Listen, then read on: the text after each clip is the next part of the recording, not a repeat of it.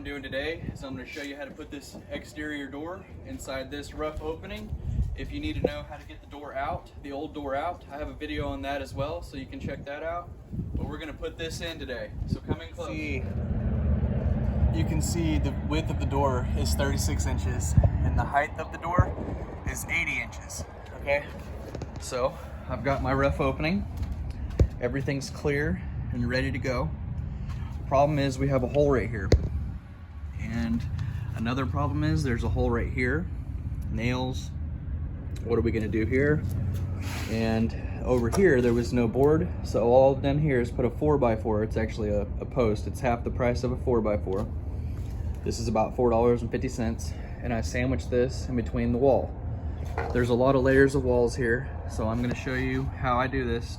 Instead of ripping everything off, I'm gonna show you what I do. So I put that 4x4 in there, and then there's wood plank wall, paneling, or lath, plaster, and then paneling. And over here, there's original wood siding, good shape, and then there's insulation, and then siding.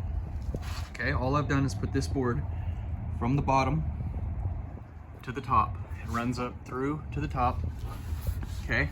And then I've ran screws all the way down into that 4x4 to make all of this really tight against that. And I've done the same thing on this side. Screws all the way up to make this side tight and pull all that material as tight as I can. You can see it's way better than it was. It was about like that, which is what it is up higher. So whenever I rip the ceiling here later on in the project, I'll have to do this and run screws all the way up above the door. But for today, I'm going to put in the door. And first, I need to fill these gaps. So I'm going to put a piece of wood in there and a piece of wood in here, and then I'm just going to spray foam in there. And I will be screwing that wood to this little bottom plate here and to the wood over here. And once I get that in there, a little board in there, we'll spray foam over here, and fill in the gaps. And over here, I'll put a block of wood. I'll cut these nails with my Sawzall metal blade, put a piece of wood in there, and then we'll fill the gaps, put a screw on each side, and spray foam in there. I'll bring you right back after I get that far. Oh, one other problem is there's no header. So I had to cut a 2x4 here to get rid of that, because the new door is bigger. So now I need to put I need to screw this into this, and then my header from here across, and I'll show you that header before I put it up there, what that looks like.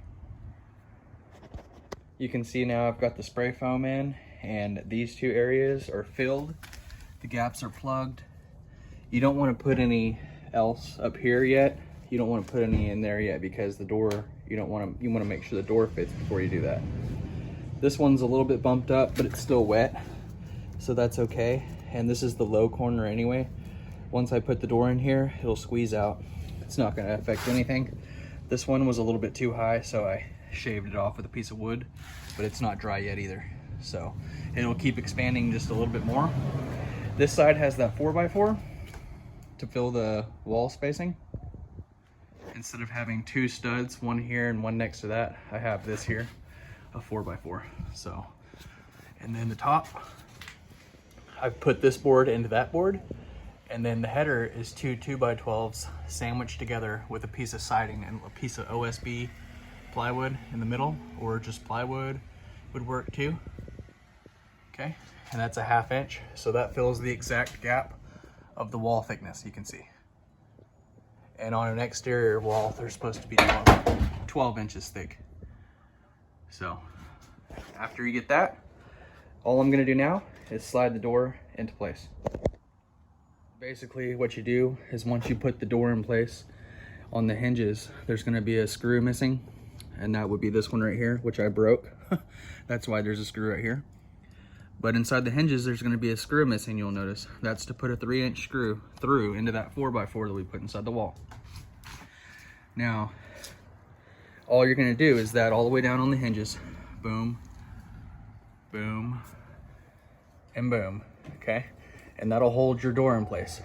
And then on the other side, same thing. You want to put that's where you put your shims to close the gap. What you're looking for on this side is you want this gap even all the way down. Okay, this gap's even all the way down, and it's even all the way down over here on this side. Okay, and keep in mind the 4x4 that we put in here, make sure that that's level before you screw this into it. That way you don't have to put any shims or anything on this side. You just nail it through those hinges straight into the board that's level already. And then on the other side, you're putting the shims to match this gap all the way down so that there's no pinching or anything. You can see this closes and opens really nice. And you're just putting those shims across from those hinges. So there's 3 hinges and there's 3 shim areas.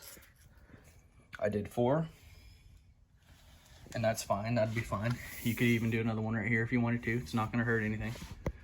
Now that that door's in, it already comes with trim on the face.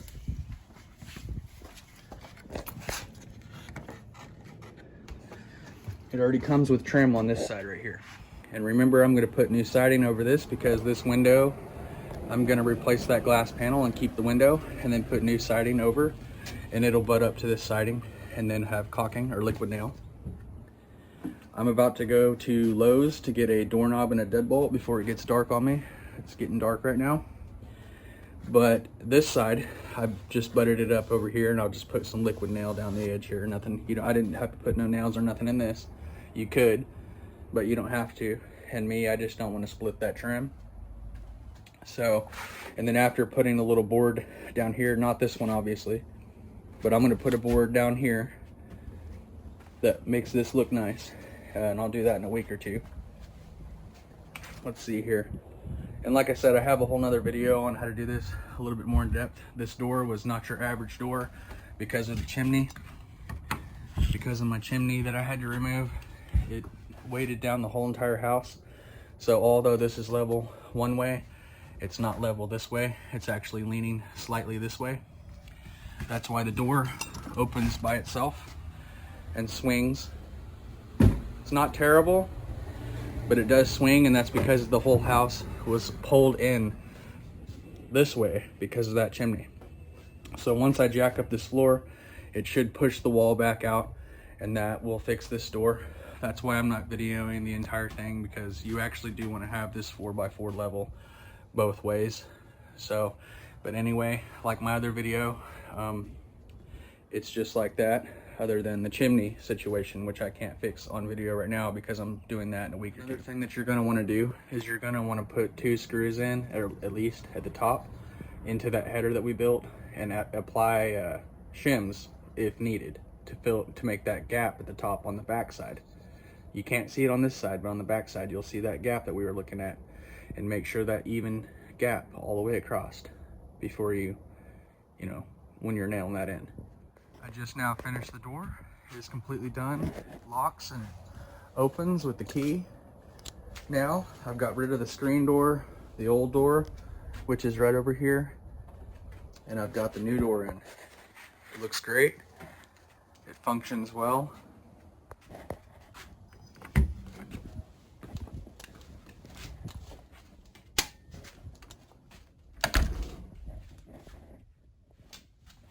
You're gonna have to do some trim work on the inside of the room and on the outside around. So if you're curious on how to see how I do all this, follow along, subscribe to the channel, like this video if it's helpful in any way.